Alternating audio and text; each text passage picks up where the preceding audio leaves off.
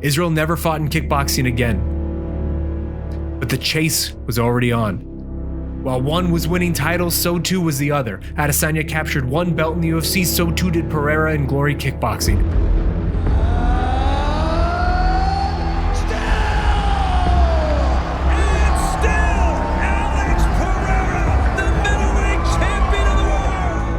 Two paths running parallel for the past half-decade, far enough apart for each man to write their own story, but never far enough to separate entirely. That chase is everything in the fight game.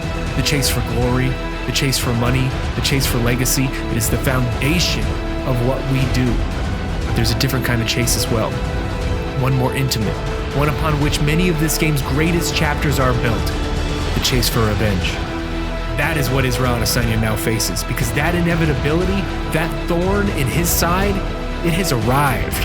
Vanos in 4-ounce gloves, Pereira has finally caught his prey at the very moment when Adesanya is being discounted most. Is Alex Pereira capable of beating the best middleweight fighter in the world? He already has. Twice. And now the boogeyman is back. Every great champion needs a rival. Adesanya's is here. Will round 3 be any different?